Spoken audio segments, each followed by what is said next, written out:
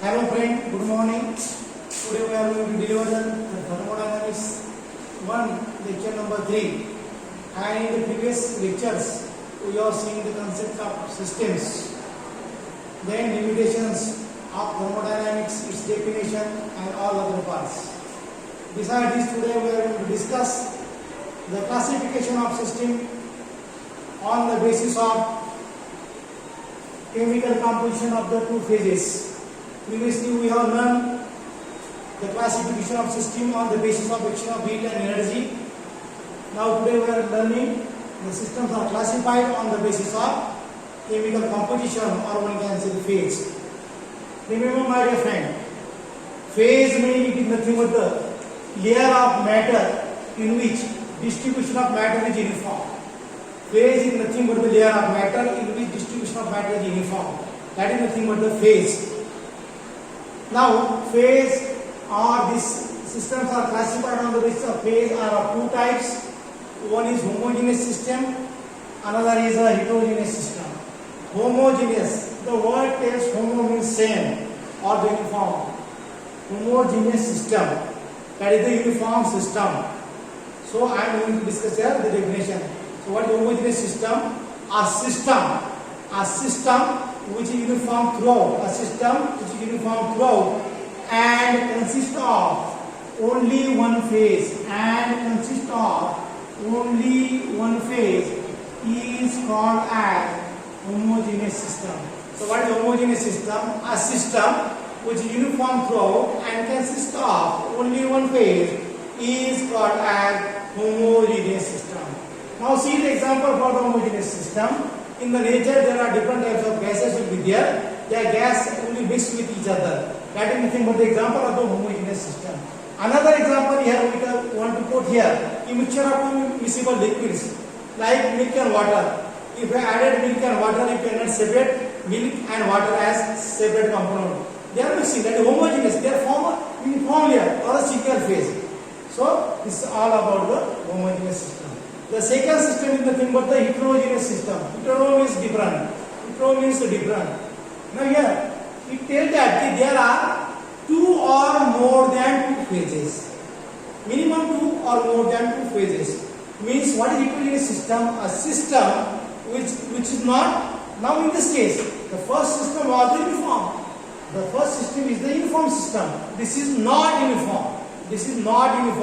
Means a system which is not uniform throughout and consists of two or more than two phases are called as heterogeneous system. So what is heterogeneous system? A system which is not uniform throughout and consists of two or more phases is called as heterogeneous system. And what is the example? Mixture of two immiscible liquids. Like if you have taken oil and we have put in water, they cannot mix with each other. That is the one of the example. Or we can take kerosene or water. They cannot mix. They cannot form a homogeneous mixture. That is nothing but the heterogeneous system. Or one can take that. If you are taking ice is nothing but the solid, and that water, that ice melts.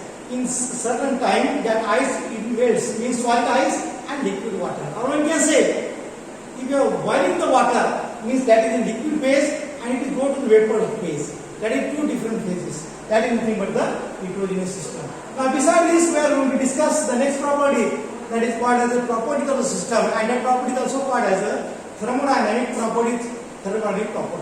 What are the properties of thermodynamic? There are majorly two types of properties will be there. One is extensive property, another is intensive property. Remember what is extensive property? The property whose value depend upon amount of system present or quantity of matter present in the system is called as extensive property. So what is extensive property? The property whose value depends upon amount of substance present or the quantity of substance present or the quantity of matter present in the system is called as extensive property. Let us see the example. If I say there is a 1 kilogram of sugar. If I say 5 kilogram of sugar. 1 kilogram, 5 kilogram of sugar, 10 kilogram of sugar. One can say that mass is different. 1 kg mass is different. That is depend upon the quantity. Depends upon the quantity. That is the Weber extension property. So what are the example? Mass, volume. Suppose I can take 1 ml of water. See the volume. I can take 10 ml of water. See the volume. I can take 50 ml of water. See the volume. I can take 100 ml of water. See the volume. So that is the volume changes as we are taking the quantity more. Volume changes, or taking the quantity less. Volume decreases. Then see the area. Area is also example for that. Area, enthalpy, entropy, internal energy, entropy, heat capacity, free energy, work. These are the different examples of the extensive property. Opposite to that, the next property will be the intensive property. What is intensive property? Opposite to that, the property whose value does not depend upon quantity of substance present or amount of matter present in the system is called as intensive property. What is intensive property? The property whose value does not depend upon quantity of matter present or amount of substance present in the system are called as intensive property. Example: pressure. Example: temperature. Example: density. Viscosity.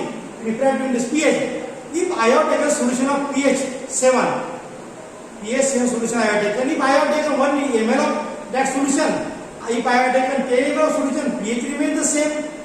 Or concentration, molarity, normality. If I have taken 1 normal solution, 1 ml, 1 normal solution 1 ml, concentration is 1 normal. If I have taken 1 normal solution 100 ml, concentration 1 normal. Likewise, suppose we can also include here key, that is nothing but the melting point and the boiling point of a substance. That is nothing but also the intensive property. That is nothing but the intensive property. If I have taken the benzoic acid and I have taken the boiling point of it, if I have taken the 0.005 gram of benzoic acid and taken the boiling point, that is nothing but the 120 degree centigrade. And if I have taken 1 gram of benzoic acid, I have taken a boiling point, that is also 120 degree. Means it is not depend upon the quantity of substance. So my dear friends, this is a very important property as far as BSc secondary is concerned, right? So please do this property very carefully, because in the examination always questions are asking what are the examples of the extensive property, what are the example of the intensive property. Okay, thank you very much. We are going to see in the next lecture. Thank you.